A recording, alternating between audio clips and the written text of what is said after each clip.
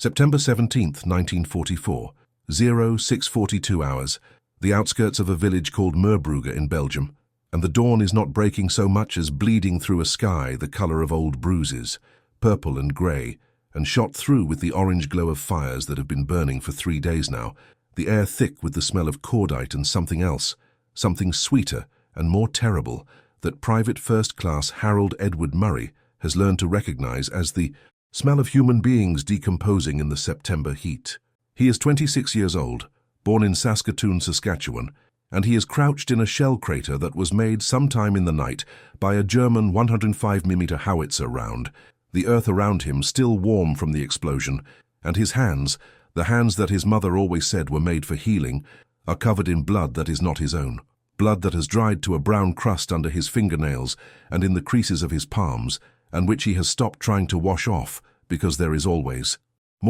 another wounded man screaming for help, always another body to drag from the killing ground, and the water in his canteen is too precious to waste on something as pointless as cleanliness. The medical kit strapped across his chest weighs 11 pounds when full, but it feels like it weighs 100 now, the weight of every man he has treated and every man he has failed to save pressing down on his shoulders like a physical burden that grows heavier with each passing hour, and he can feel his knees trembling, not from fear exactly, though fear is certainly present, but from the specific exhaustion that comes from running on adrenaline for 72 hours straight, the body's reserves depleted to the point where even breathing feels like an act of will. Up to this moment, in the 14 months since he landed in Sicily with the 1st Canadian Infantry Division, Harold Murray has treated 437 wounded men, a number he knows precisely because he has kept count, has recorded each name in a small notebook that he carries in his breast pocket next to the photograph of his wife Eleanor,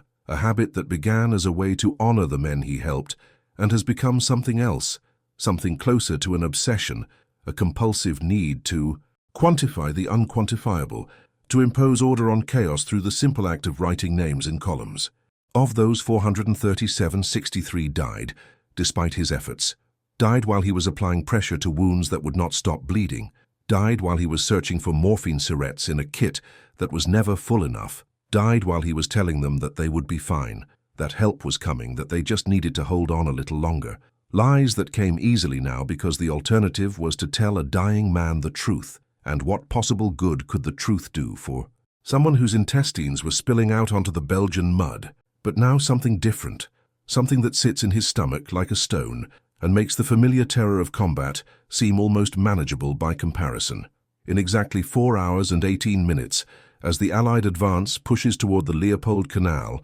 and the German defenders make their desperate stand, Harold Murray is going to perform a feat that will not be officially recorded, will not earn him any medal or commendation, will not be spoken of by the officers who witness it, but which will haunt him for the remaining 61 years of his life and will only come to light in 2005, when his granddaughter discovers a reel-to-reel tape in a box of his belongings and hears, for the first time, the voice of a man she thought she knew, describing events that no one in the family ever suspected he had experienced. The Germans dug in along the canal do not know that Harold Murray exists, do not know that among the Canadian forces preparing to assault their positions, there is a medic who will, over the course of a single day, rescue 75 wounded men from the killing ground under continuous fire, moving through a storm of bullets and shrapnel, with a determination that defies explanation, that defies the survival instincts that should have kept him cowering in a hole, that defies everything except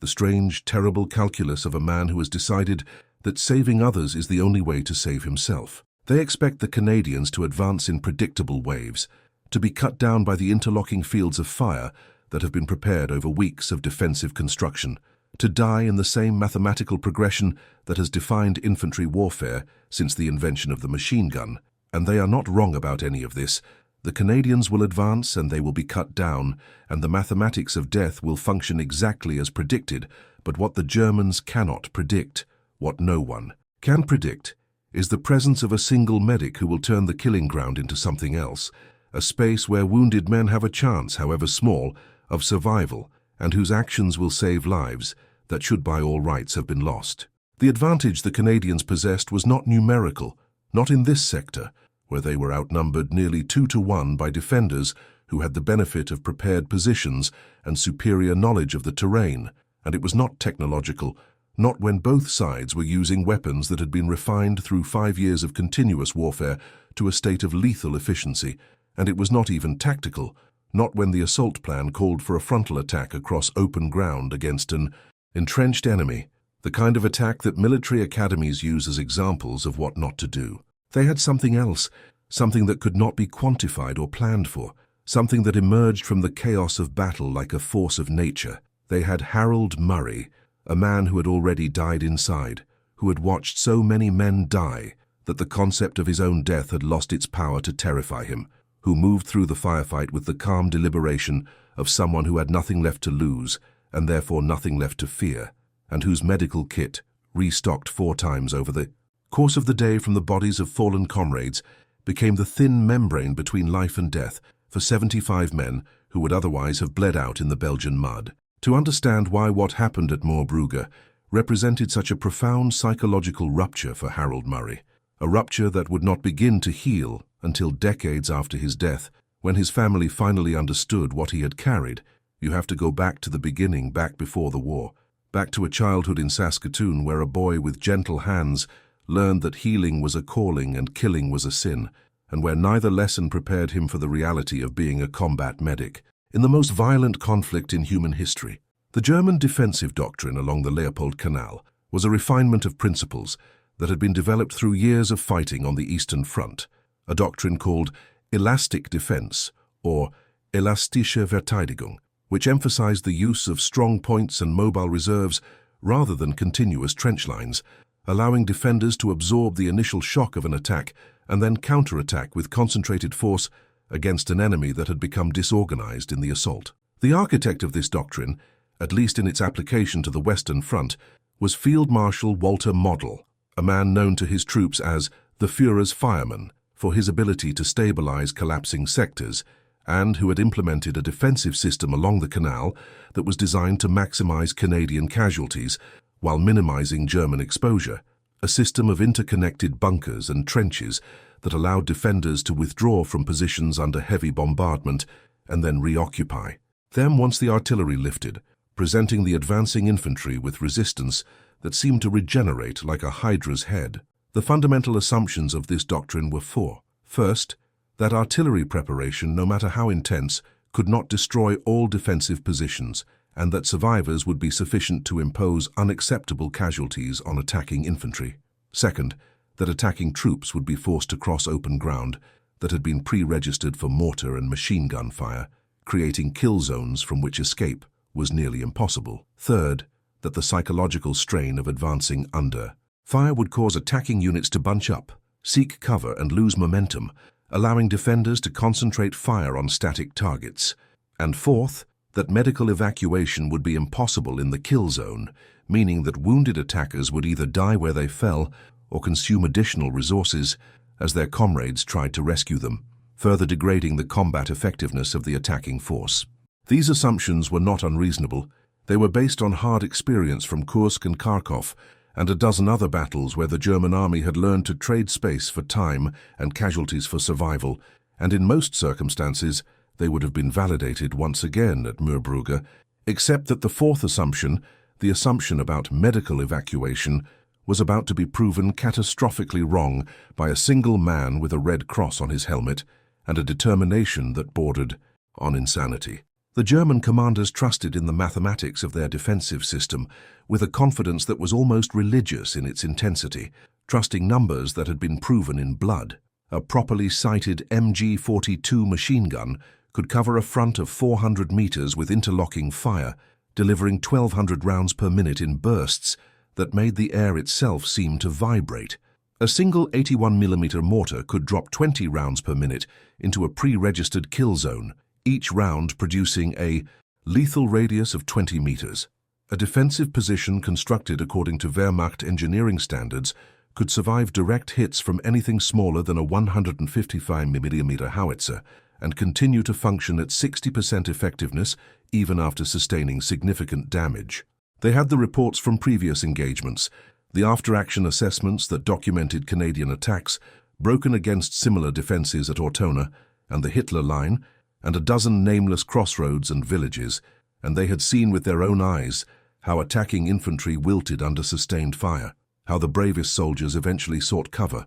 how the momentum of an assault could be bled away by the simple expedient of making the open ground too dangerous to cross. Oberst Gerhard Wilke, the commander of the defensive sector that included Moerbrugge, had stated in a briefing to his officers just 2 days before the assault that the Canadians would lose at least 300 men attempting to cross the kill zone, and that reinforcements from the reserve battalion would not be needed because the forward positions were more than sufficient to break any attack, a prediction that was accurate in its assessment of Canadian casualties, but fatally wrong in its assumption that those casualties would remain where they fell. This was not ignorance in the conventional sense. German intelligence along the canal was thorough and professional, fed by reconnaissance patrols that probed the Canadian lines nightly and by observation posts that tracked every movement in the forward areas. They knew the approximate strength of the Canadian forces preparing to attack, knew the composition of the units involved, knew the likely timing of the assault based on the pattern of artillery registration fire that had been conducted over the previous 48 hours. What they failed to grasp, what they couldn't internalize until they watched it happen through their binoculars and rifle scopes, was that the Canadians had a medic who would refuse to accept the mathematics, who would enter the kill zone not once, but dozens of times, who would drag wounded men to safety through fire that should have killed him 10 times over, and whose survival, inexplicable by any rational calculation, would become the pivot point around which the entire battle turned. The irony of German preparation at Moerbrugge was crystallized in the ammunition allocation. Thousands of rounds had been stockpiled for the MG-42 positions, the gunners trained to deliver sustained fire for periods of up to 30 minutes without pause, based on the assumption that the attack would be a single wave that would either succeed or fail within that time frame. But Harold Murray's interventions stretched the battle across 8 hours, as wounded men who should have been left to die were instead evacuated and replaced by fresh troops,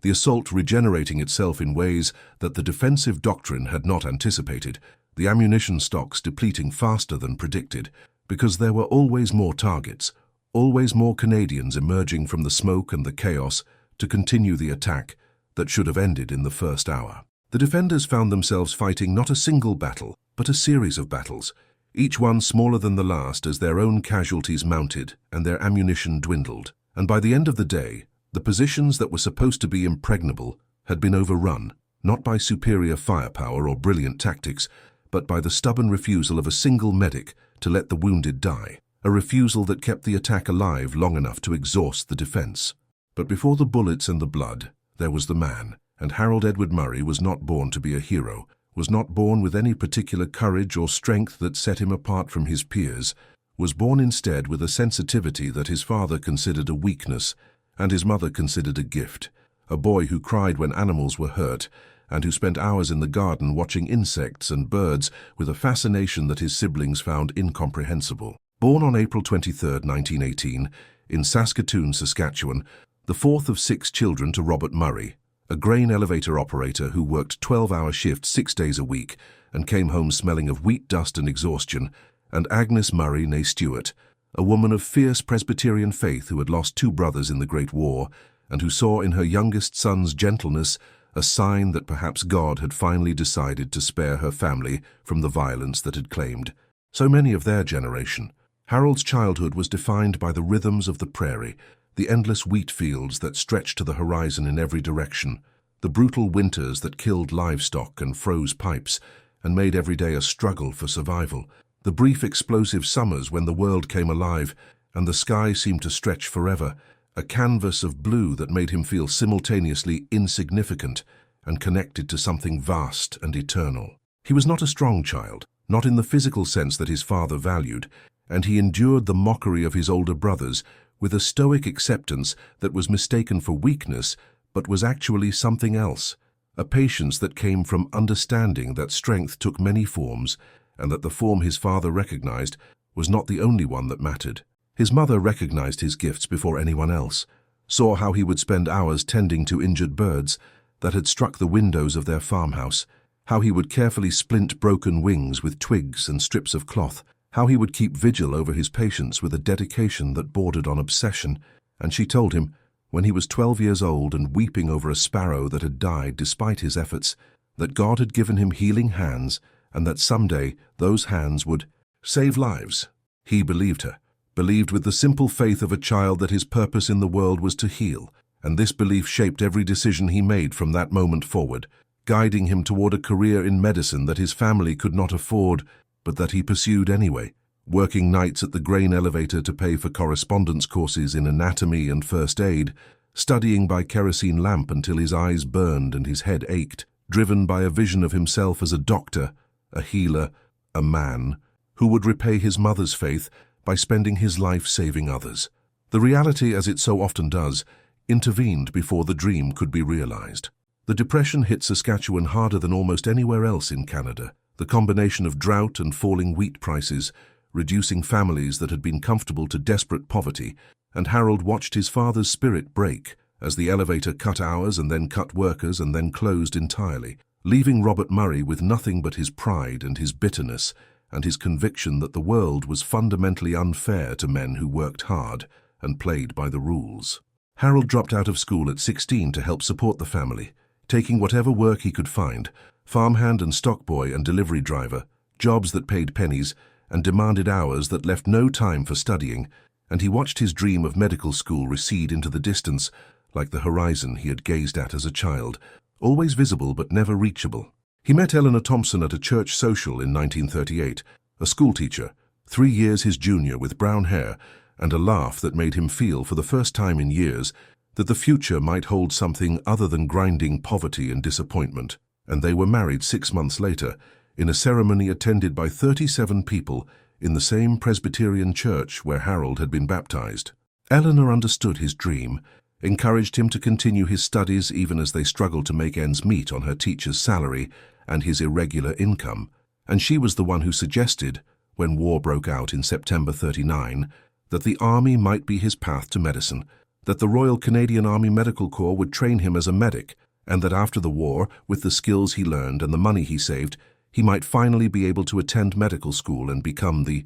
doctor he had always wanted to be. It was Eleanor who walked him to the recruiting office in Saskatoon on October 15, 1940, Eleanor who held his hand while he signed the papers, Eleanor who told him that she would wait for however long it took and that she believed in him, believed that he would come home safe and that the war would be the beginning of something good rather than the end of everything they had built together. That conversation, the last real conversation they had before he shipped out, would replay in Harold's mind thousands of times over the next 4 years, the memory of her face and her words becoming a talisman that he clutched in the darkest moments, a reminder that somewhere in the world there was a woman who loved him and a future that was worth surviving for, even when survival seemed impossible and the future seemed like a cruel joke. His basic training at Camp Shiloh was 16 weeks of physical conditioning and weapons familiarization that stripped away the gentle boy his mother had raised and began the construction of something harder, someone who could function in the chaos of combat without freezing or breaking. But it was the specialized medical training at the #1 Canadian General Hospital in Bramshott, England, that truly transformed him. 8 months of intensive instruction in trauma surgery and battlefield triage and the brutal mathematics of mass casualty events that taught him skills his correspondence courses had never imagined and confronted him with realities his prairie childhood had not prepared him for. His instructor, a British Army surgeon named Major Alistair Blackwood, who had served in the Great War and who carried shrapnel in his left leg that made him limp when the weather was cold, told the class on their first day that their job was not to save everyone, that saving everyone was impossible, that their job was to save the ones who could be saved and to make the ones who could not be saved comfortable while they died, and that the difference between a good medic and a dead medic was the ability to make that distinction quickly and without sentiment. Harold struggled with this lesson,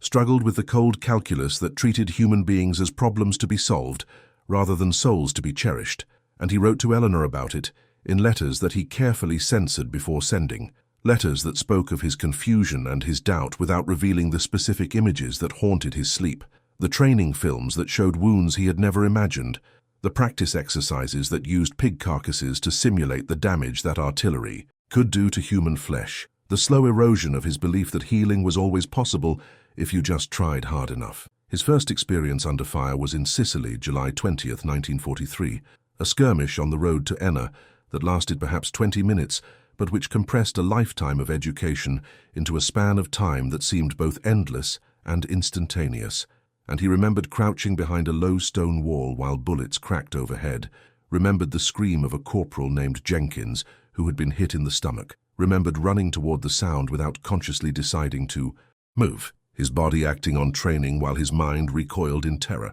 Jenkins died in his arms, died while Harold was trying to stop the bleeding with pressure and prayers, died while looking into Harold's eyes with an expression of confusion that Harold would see in his dreams for the rest of his life. And when it was over, when the firing stopped and the other medics came to help, Harold walked behind a building and vomited until there was nothing left in his stomach, and then he sat on the ground and wept while his hands, covered in Jenkins' blood, shook so badly that he could not light the cigarette that another soldier offered him. He did not quit, did not request a transfer, did not do any of the things that his terror screamed at him to do, because somewhere in the depths of his mind was his mother's voice telling him that God had given him healing hands, and because somewhere in his breast pocket was Eleanor's photograph, and because the alternative to continuing was to admit that everything he had believed about himself was a lie. He learned over the months that followed to suppress the terror, to channel it into action, to use the adrenaline that flooded his system as fuel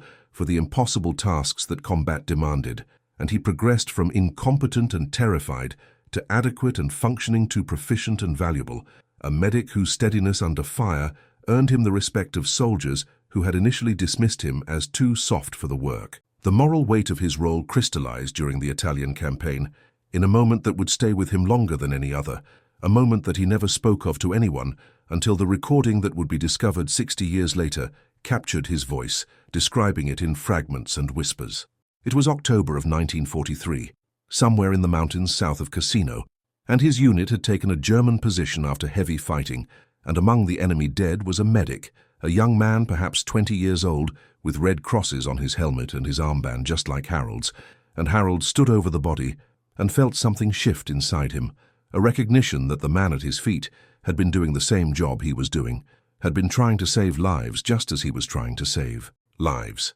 and that the only difference between them was the accident of birth that had put one in a Canadian uniform and one in a German uniform. He knelt beside the dead medic and searched his pockets, not for intelligence but out of a need to know who this person had been, and he found a photograph of a young woman holding an infant, a photograph that could have been Eleanor holding the child they had talked about having after the war, and Harold sat in the mud beside his dead counterpart and wept again, wept for the enemy and wept for himself, and wept for the obscenity of a world where men whose only purpose was to heal were forced to watch each other die. And he never told anyone what he had found, kept the photograph in his kit for the rest of the war, a secret talisman that reminded him of the humanity that existed on both sides of the line and the terrible waste of it all. The technique that would define Harold's actions at Moorbrugge was officially known as forward aid post extension, but the men who practiced it called it running the gauntlet, a method of casualty evacuation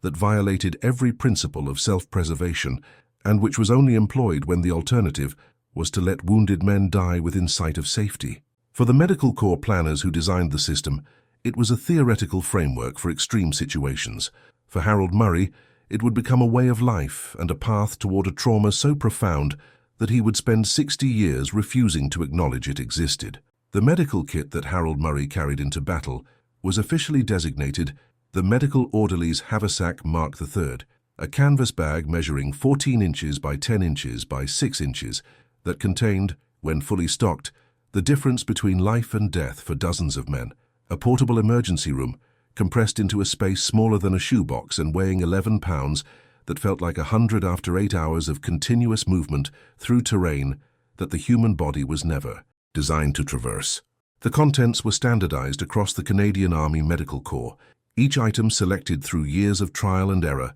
and the accumulated wisdom of medics who had learned through experience what worked and what didn't, what saved lives and what was merely comforting, what was worth the wait and what could be left behind when every ounce mattered, and exhaustion made the difference between reaching a wounded man in time and arriving 30 seconds too late to make a difference. The primary components were 24 first field dressings, each one a sterile pad of absorbent cotton wrapped in gauze, and sealed in waterproof packaging, designed to be applied quickly to wounds that ranged from minor lacerations to catastrophic trauma, the universal tool that every medic reached for first because stopping the bleeding was always the priority, always the first step in the chain of survival that might or might not lead to the operating table and the surgeon's skilled hands. 4 triangular bandages provided additional options for immobilization and pressure, capable of being fashioned into slings or tourniquets or head wraps, depending on the location and severity of the injury,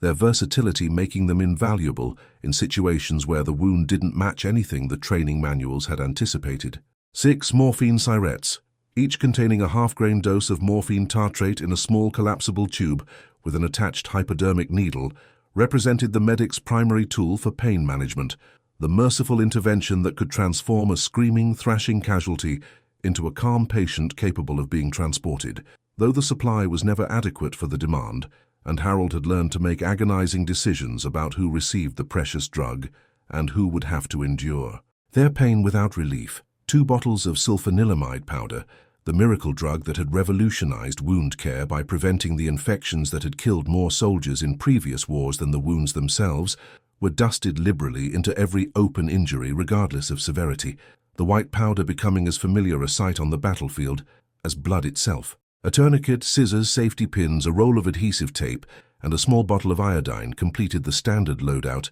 along with 2 canteens of water that were used as much for cleaning wounds as for drinking, the precious liquid rationed carefully because resupply in combat was never guaranteed, and dehydration killed almost as efficiently as bullets. For the engineers who designed this kit, it was a marvel of logistical efficiency, a carefully calibrated balance between capability and portability that reflected the best thinking of military medicine in the 1940s. For Harold Murray, crouched in his shell crater watching the sky lighten over Moorbrugge, it was simultaneously his most valuable possession and a cruel reminder of how inadequate any preparation was against the scale of violence that was about to unfold. He had restocked the kit 3 times in the past 72 hours, scavenging supplies from dead medics and abandoned aid posts and the carefully hoarded reserves of the battalion medical officer, and he knew that by the end of the day, if he survived that long, he would have to restock again, the consumption of medical supplies in active combat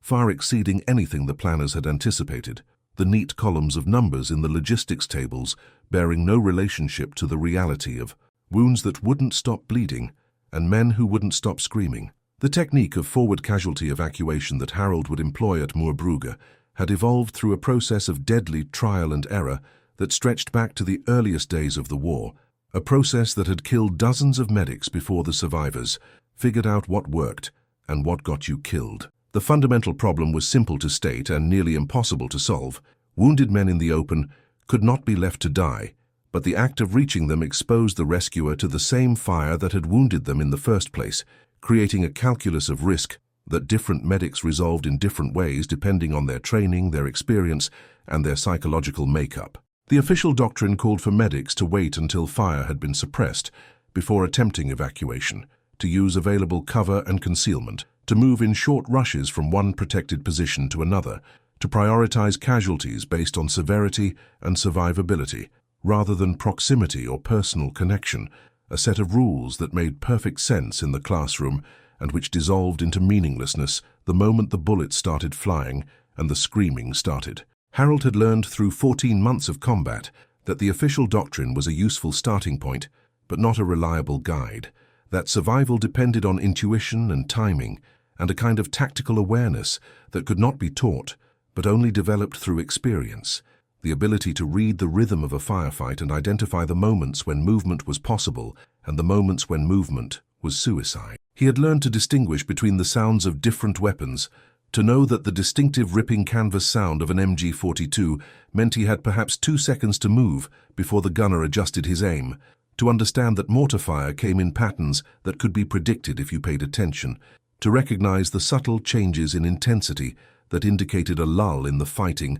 that might last long enough to reach a wounded man and drag him to safety. He had learned to use smoke, both the natural smoke of battle and the smoke grenades that he carried for exactly this purpose, to create visual cover that was imperfect but better than nothing, a grey curtain that degraded the enemy's ability to aim even if it didn't prevent them from firing entirely. He had learned to move low and fast, to present the smallest possible target, to zigzag in patterns that were random enough to defeat prediction, but not so erratic that they slowed him down. A dance with death that he performed dozens of times in every major engagement, and which had so far, through luck or skill or divine intervention, failed to kill him. Most importantly, he had learned to suppress the natural human response to incoming fire, the instinct to freeze or drop or curl into a ball that every soldier experienced and that medics could not afford to indulge, because the moment you stopped moving was the moment you died, and the moment the wounded man you were trying to reach died with you. This suppression was not courage in any conventional sense. It was more like a form of dissociation, a mental trick that allowed him to observe his own body moving through the chaos as if he were watching from a distance, the terror still present, but somehow muted, filtered through a layer of abstraction that made action possible when action should have been impossible. The system worked, when it worked, through a combination of speed, timing, and the cooperation of infantry, who understood that protecting the medic was protecting themselves, that every wounded man Harold saved was a man who might return to the fight, or at least a man who wouldn't be screaming in the open, demoralizing everyone who could hear him. First, the identification of the casualty, usually through sound rather than sight, the distinctive screaming or moaning that indicated a man down and still alive, a sound that Harold had learned to locate with precision, even in the chaos of battle, his ears tuned to the specific frequencies of human suffering. Second, the assessment of risk, a split-second calculation that weighed the distance to the casualty, the intensity of enemy fire, the availability of cover, and the likelihood that the wounded man would survive long enough to make the risk worthwhile. A calculation that Harold performed almost unconsciously now, after 14 months of practice. Third, the communication with nearby infantry, a hand signal or a shouted word that indicated his intention to move, requesting covering fire if possible, warning friendlies not to shoot him as he emerged from cover into the open ground. Fourth, the movement itself, the sprint or crawl or combination of both that closed the distance between him and the casualty, every second stretched into an eternity of waiting for the impact that would end his life, the strange calm that descended when there was no time for fear, only action. Fifth, the treatment performed with hands that had long ago stopped trembling, the rapid assessment of injuries, the application of dressings, the injection of morphine if available and warranted, the stabilization that would give the casualty a chance of surviving long enough to reach the aid post. Sixth, the extraction, the hardest part, the dragging or carrying of a wounded man who might weigh 200 pounds back across the same ground that had nearly killed them both, the dead weight of an unconscious casualty, or the painful cooperation of a conscious one, the agonizing slowness of retreat under fire. Seventh, the delivery to safety, the handoff to stretcher bearers or the placement in a protected position where the casualty could wait for evacuation, and then the immediate return to the cycle, back to step one, scanning for the next casualty, the next scream, the next life that might be saved if he was fast enough and lucky enough and willing to do it all again. This was not the method taught in the training manuals, which emphasized caution and procedure, and the protection of medical personnel as a valuable resource that should not be wasted on futile rescue attempts. This was something Harold had developed on his own, through 14 months of watching men die, because the official procedures were too slow, too cautious, too unwilling to accept the risk that saving lives required. He knew it would kill him eventually, knew that the mathematics of probability would catch up with him sooner or later, but he had made peace with that knowledge somewhere in the mountains of Italy, made peace with the certainty of his own death in a way that freed him to do things that a man who wanted to live could never do. The morning of September 17th began with the artillery preparation that always preceded a major assault, the sound of Canadian and British guns opening fire at 0500, a rolling thunder that shook the ground and lit the horizon with continuous flashes, the massed firepower of a modern army directed at the German positions along the Leopold Canal. Harold listened to the barrage from his shell crater, counting the impacts, estimating the caliber of the guns by the sound of their detonations, a skill he had developed through months of exposure to artillery that had transformed abstract knowledge into intuitive understanding,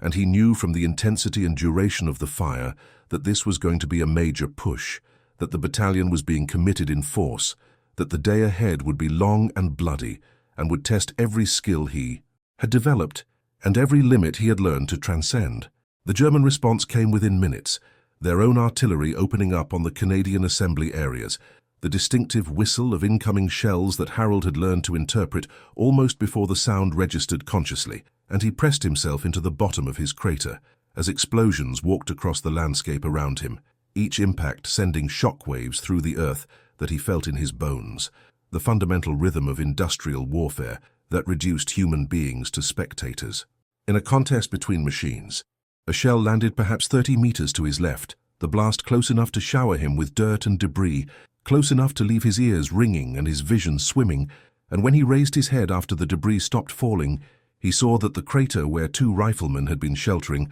was now a smoking hole filled with things he didn't want to look at. 2 men who had been alive 30 seconds ago, now reduced to components that bore no resemblance to human beings. He did not go to them. There was nothing to go to, nothing that his medical kit could help, and he forced himself to look away, to focus on the living, to suppress the surge of nausea that rose in his throat, because vomiting would waste precious fluids, and there was no time for weakness, not now, not with the assault about to begin. The infantry started moving at 0630, companies rising from their positions and beginning the advance across the open ground toward the canal, a movement that Harold watched from his crater with the professional eye of a man who had seen this scenario play out dozens of times before and who knew exactly what was about to happen. The first casualties came within minutes, the German machine guns opening up with their distinctive ripping sound, men falling in the open, some dropping instantly and lying still, others jerking and thrashing, others stumbling and continuing forward for a few steps before collapsing, the mathematics of the kill zone asserting itself with brutal precision. Harold was moving before conscious thought caught up with him, his body responding to the sound of screaming that rose above the gunfire. The first casualty of the day, a private whose name he would later learn was Thomas Cormier, 19 years old, from Montreal, hit in the left thigh by a machine gun round that had shattered his femur and severed the femoral artery, a wound that would kill him in minutes if the bleeding wasn't stopped, and which required Harold to sprint 40 meters across, open ground while bullets cracked past him, to reach the boy who was lying in the grass screaming for his mother in French. He made it somehow, the bullets missing him by margins he didn't want to think about, and he dropped to his knees beside Cormier and got the tourniquet on the leg and cinched it tight and watched the spurting blood slow to a trickle and then stop, and he jabbed a morphine syrette into the boy's arm and told him in broken French that he was going to be fine, that help was coming, the same lies he told everyone because the truth was too cruel and hope was the only thing he had to offer, besides bandages and drugs. The extraction took 3 minutes. 3 minutes of dragging Cormier's screaming, thrashing body across ground that was being swept by fire. 3 minutes that felt like 3 hours. And when he finally reached the relative safety of a drainage ditch where stretcher-bearers were waiting, Harold didn't pause to catch his breath, didn't pause to acknowledge the slap on the shoulder that one of the bearers gave him, just turned and looked back toward the killing ground where more men were falling. More screaming was rising. More lives were bleeding out into the Belgian soil while he stood there doing nothing. The second casualty was a sergeant named Douglas McPhee, hit in the abdomen, a wound that Harold knew was probably fatal, but which he treated anyway because you never knew, because sometimes the ones you expected to die survived, and the ones you expected to survive died, and the only way to find out was to try, to pour sulfanilamide into the wound and pack it with dressings and pray that the surgeons could save what you had stabilized. The third casualty was a corporal whose name he never learned, dead before Harold reached him, the stillness of the body apparent from 20 meters away, the specific limpness that distinguished the dead from the wounded, and Harold didn't break stride, just veered toward the next sound of screaming, the next life that might still be saved. By 0800, 90 minutes into the assault, Harold had treated 14 men and extracted 11 of them to the drainage ditch where the stretcher-bearers waited, a rate of activity that was unsustainable, that was burning through his reserves of energy and supplies at a pace that would leave him empty long before the battle ended, but which he could not slow, because the alternative was to leave men to die, and he had decided somewhere in the mountains of Italy that leaving men to die was not something he was capable of doing, whatever the cost. The German defenders had noticed him by now, noticed the figure with the Red Cross helmet who kept appearing in the kill zone, who kept dragging bodies out of their carefully prepared fields of fire, who was single-handedly degrading the effectiveness of their defensive scheme by refusing to let the wounded accumulate in the open, where their screaming would demoralize the attackers and their presence would deter further advances. Oberst Wilke, observing from his command post, noted in his war diary that an enemy medical orderly is operating with complete disregard for personal safety, repeatedly entering the fire zone to extract casualties. His activities are interfering with the suppressive effect of our defensive fire and should be terminated if possible. An order that was easier to give than to execute, because Harold moved unpredictably and quickly, and because the German gunners, whatever their orders, seemed reluctant to deliberately target a man wearing a red cross. This reluctance was not universal, and Harold knew that his immunity, such as it was, could end at any moment, that the conventions of war were fragile things that dissolved under pressure, that a gunner who had watched his friends die was unlikely to care about the legal niceties that theoretically protected medical personnel. But the reluctance was real enough to give him a margin, a fraction of a second's hesitation, in the aim that might make the difference between a hit and a miss, and Harold exploited that margin ruthlessly, moving through spaces where any other soldier would have been cut down, counting on the Red Cross to buy him the time he needed to reach the wounded and drag them to safety. The assault stalled at 0900, the lead companies having advanced perhaps 200 meters from their starting positions at a cost of nearly 40% casualties, the survivors pinned down in whatever cover they could find, unable to advance against the interlocking fire from the German positions, and unwilling to retreat across ground that had already cost so many lives. This was the crisis point, the moment when battles were won or lost, when the momentum either shifted or collapsed entirely, and Harold could see the signs of breaking, men who were no longer firing, no longer trying to advance, just pressing themselves into the earth and waiting for the order to withdraw that they desperately wanted and desperately dreaded. But the wounded kept screaming, and Harold kept moving, and something strange began to happen, something that the official histories would never capture, and that the participants would struggle to explain even decades later. The sight of the medic, the impossibly brave or impossibly insane figure with the Red Cross, who kept running into the fire and coming back alive, began to change the psychology of the battlefield. Men who had given up, who had decided that advancing was suicide, and that the only question was whether they would die where they lay or die trying to retreat, saw Harold sprint past them toward a screaming casualty and felt something shift, something that was not quite shame and not quite inspiration, but something in between, a recognition that if the medic could do what he was doing, then perhaps the situation was not as hopeless as it seemed. A sergeant named William Fraser, who would later receive the military medal for his actions that day, recalled in a post-war interview that watching the doc run through fire that had pinned down 3 platoons made us all feel like cowards, and nobody wanted to be a coward in front of a man like that. So we started shooting back, and then we started moving, and before we knew it, we were assaulting positions that we'd given up on taking. This psychological shift, unmeasurable and unquantifiable, was as important as any tactical innovation in determining the outcome of the battle, a demonstration that the human factor in warfare could not be reduced to equations, that individual acts of courage or endurance could cascade through a unit and transform its collective behavior in ways that no planner could predict. Harold was unaware of any of this, unaware that his actions were having any effect beyond the immediate goal of reaching the wounded and getting them to safety, unaware that the eyes of hundreds of men were following his movements and drawing conclusions from his survival that he would have considered irrational if anyone had explained them to him. He was simply doing the job,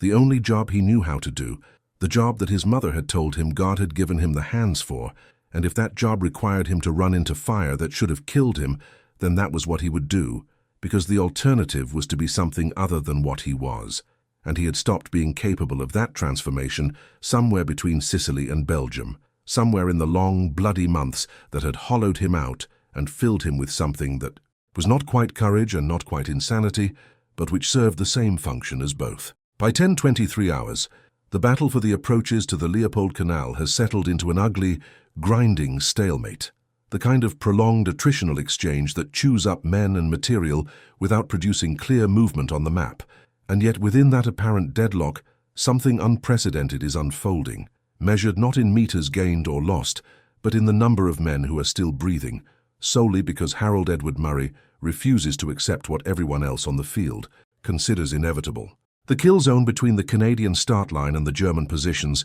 is now littered with bodies, Some still, some moving, some dragging themselves toward cover, with the terrible determination of men who have not yet accepted that their legs no longer function, and the air is filled with a constant background noise of pain, a chorus of groans and cries that merges with the mechanical chatter of automatic weapons and the distant thump of artillery into a single, inhuman soundscape that Harold has learned to pass, his mind categorizing each voice almost automatically. This one is shock and will quiet if treated. That one is mortal and will not. That one is panicked and needs eye contact as much as bandages. That one is already fading into the strange, calm tone of a man whose body has given up, even if his brain hasn't yet realized it. By this point, he has already pulled 28 men out of the open, stabilized 34, pronounced 8 beyond help, and moved on, each decision leaving a small scar on whatever remains of his conscience, a series of triage choices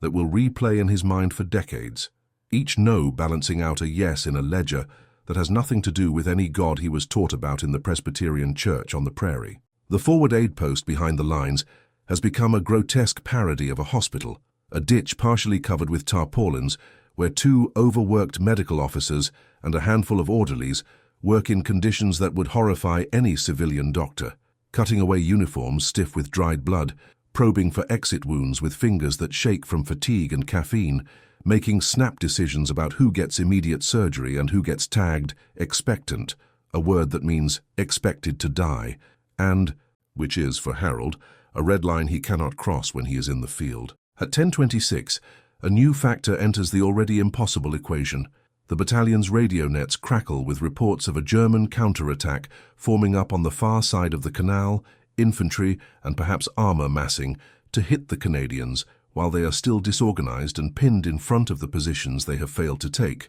a classic application of the elastic defense doctrine that will, if successful, not just stop the assault, but throw it back with catastrophic casualties. This means that artillery, which has been sporadically firing counter-battery missions and harassing fire across the German lines, is about to be redirected, the Canadian guns tasked with disrupting the forming counterattack rather than suppressing the forward positions that are currently shredding the infantry. For Harold, this shift is invisible in strategic terms but brutal in tactical impact. The partial relief that the intermittent enemy suppression had offered him is about to vanish, the German machine guns and mortars regaining their full destructive potential, just as the number of wounded in the open is peaking. The call comes down the line informally, not in the clipped language of orders, but in the raw tone of an exhausted company commander who finds himself faced with an impossible choice. Murray, we're pulling back the lads who can move. We've got to consolidate or we'll be overrun. You can't go out there again. Anyone still out there is gone. Harold hears the words, but his brain refuses to accept their conclusion, refuses to treat living men as already dead, because the map says they are beyond help. He looks out from the shallow depression where he has taken brief cover, looks over the grass and churned earth and scattered equipment, and he sees movement, hands waving weakly, a helmet being raised on a rifle, a leg jerking, signs of life that his training tells him could be preserved if he reaches them in the next 5 to 10 minutes. He also feels, with a clarity that has nothing to do with training, the emptiness inside him where fear used to live, the hollowed-out space that combat has carved in his psyche, leaving behind something that is not bravery, but a kind of functional nihilism. If he dies out there, he dies doing the only thing that still gives his existence meaning. It is at this moment that the recording made 60 years later will catch his voice hesitating, the pause on the tape where an 87-year-old man struggles to describe what went through his mind as the younger version of himself made a decision that no one had the right to ask of him, and that no sane person would endorse, and then the old man says quietly, almost inaudibly, "I couldn't leave them, that's all. I just couldn't leave them." In the moment, Harold does not articulate it, he simply moves. The German fire has intensified as predicted, the machine guns now undistracted by counter-battery fire, the mortar crews given free rein to plaster the assembly areas and the kill zone, and the air is alive with fragments of steel, invisible until they hit something and make it cease to exist or change shape forever. He throws 2 smoke grenades in quick succession, the small canisters hissing as they release dense white clouds that begin to drift and billow across the ground, imperfect concealment that nevertheless degrades the enemy's ability to aim with precision and then he is up and running into the smoke, counting the seconds in his head. Not to time anything in particular, but to anchor himself, to impose rhythm on chaos.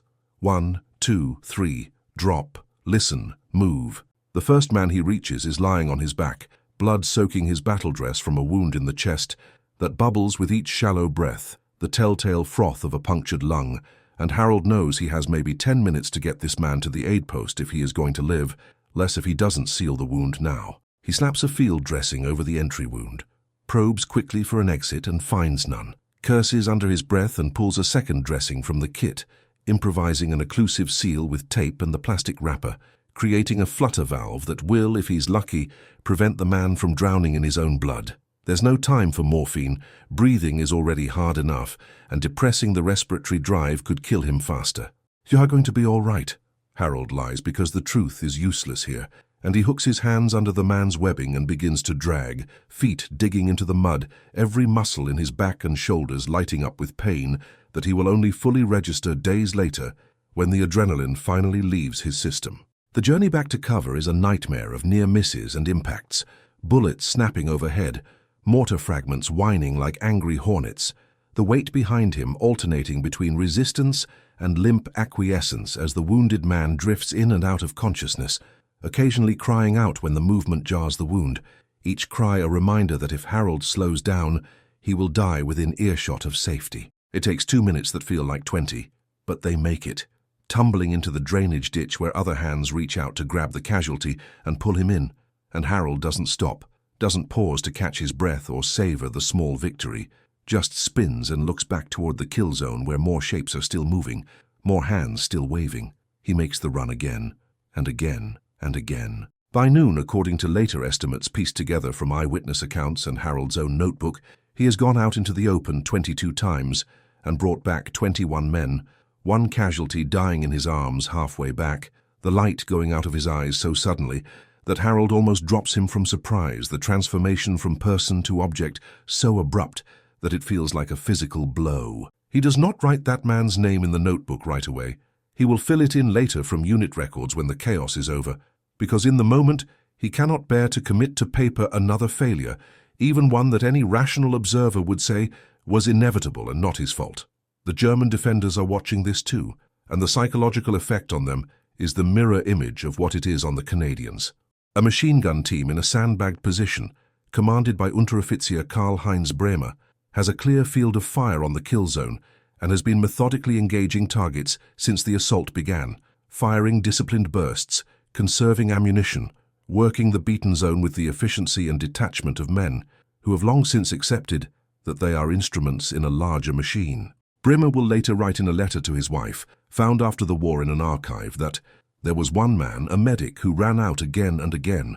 We could have killed him many times, but after a while I could not order it. My gunner hesitated whenever he saw the Red Cross. Perhaps we were fools, perhaps the war made us mad, but I had a son his age. This hesitation, multiplied across several positions, creates tiny gaps in the web of fire, little pockets of reduced lethality that Harold, without knowing it, is exploiting with every run, his survival owed as much to the remnants of humanity in his enemies as to his own skill and luck. By 1300 hours, the Canadian infantry, heartened by the knowledge that they will not be left to die if they are hit, has resumed a slow, painful advance, fire and movement inching them closer to the German strongpoints, grenades and bayonets and Payat rounds, doing the brutal, intimate work of clearing bunkers and trenches that artillery could not destroy. The battalion commander notes in his log that morale remains remarkably high in forward companies, despite heavy casualties, largely due to extraordinary performance of medical personnel,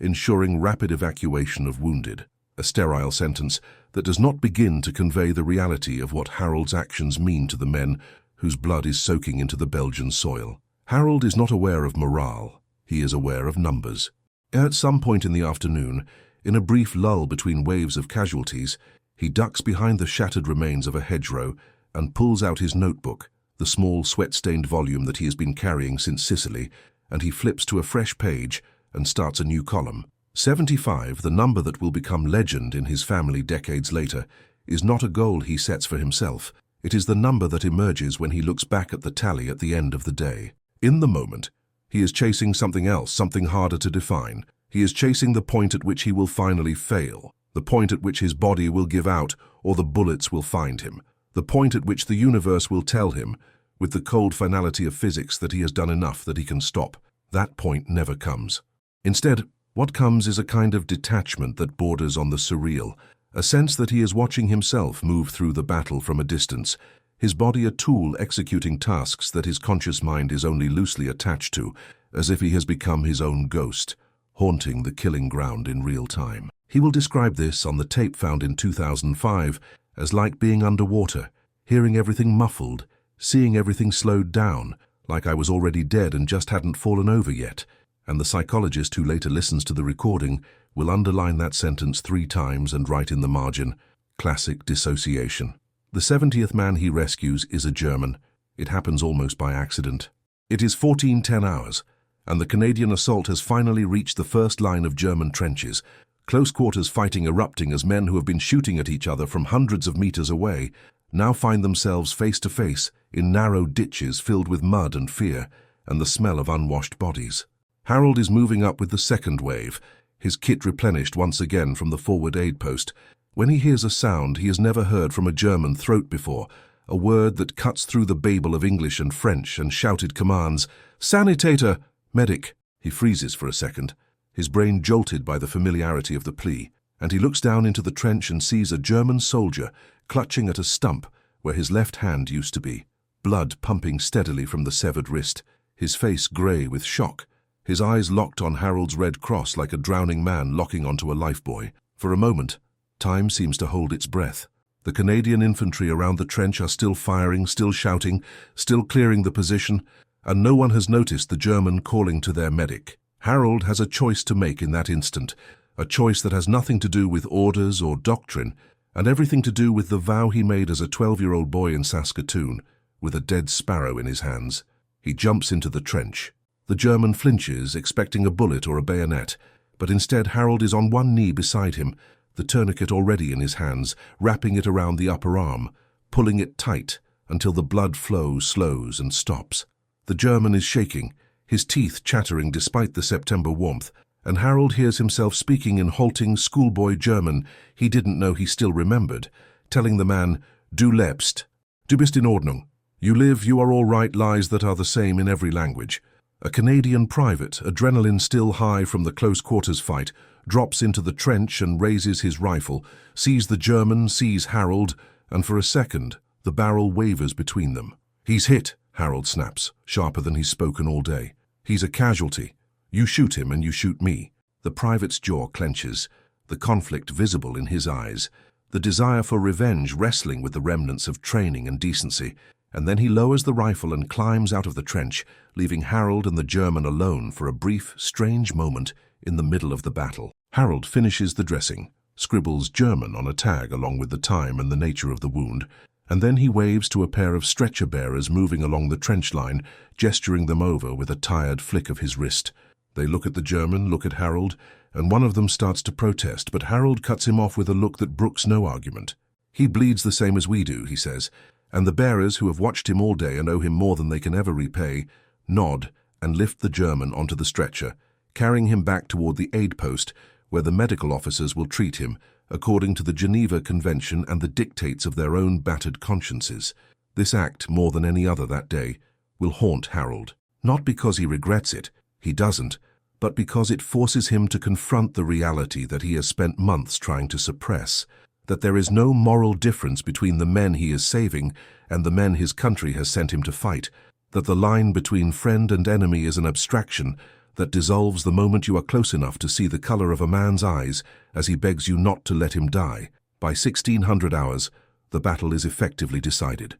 The German positions have been breached at multiple points. Their defensive fire has slackened as ammunition runs low and casualties mount, and the threat of a major counterattack has diminished as Canadian artillery systematically pounds the assembly areas on the far side of the canal into churned earth and shattered bodies. The cost has been appalling. Company rosters are shredded, platoons reduced to half strength or less, the ground around the canal a patchwork of craters and corpses. But the line has held, the attack has not been thrown back, and the Canadians are still in possession of the approaches. a fact that will be recorded in battalion war diaries in unemotional language that gives no clue to what it felt like to be there. Harold at this point is operating on something beyond exhaustion, his body a collection of pains and protests that his brain has stopped listening to. His uniform is stiff with dried blood and mud, the red cross on his helmet nearly obscured by grime and soot, his hands swollen and blistered from hours of dragging and lifting and bandaging. When he finally collapses beside the aid post at 16:23 hours, his legs simply buckling under him without warning, it is not a dramatic faint or a cinematic swoon, just a quiet surrender to gravity, his body deciding without consulting him that it has reached the absolute limit of what it can do. Someone gives him water. Someone pries the medical kit off his shoulders. Someone drapes a blanket over him even though he is not cold, his internal thermostat still skewed by shock and exertion. He stares up at the sky, which is now a filthy white grey smeared with smoke, and he realizes, with a kind of detached surprise, that he has survived the day. 75. That is the number in his notebook when he counts later, sitting in a barn that has been turned into a makeshift rest area, his hands still shaking as he traces the columns of names. 75 wounded men reached, treated and evacuated under fire in the space of approximately 10 hours, an average of 1 every 8 minutes, though the distribution was far from even, the day a series of frantic clusters and brief lulls, rather than a steady drip. He does not show the notebook to anyone. He does not mention the number to the battalion medical officer, or the chaplain or the company commander, who will later write him up for a mention in dispatches that never materializes into any formal decoration because the paperwork is lost, or the bureaucrats decide that medics are doing their job and that heroism is expected, not exceptional. He closes the notebook, puts it back in his breast pocket next to Eleanor's photograph and the German medic's photo that he still carries, and he goes to sleep sitting upright, his back against the rough wood of the barn wall, his head tilted at an angle that will leave his neck aching for days. But for once he does not dream, his mind too depleted to generate images, his subconscious taking one blessed night off from replaying the worst moments of his life. It will not be so merciful in the years to come.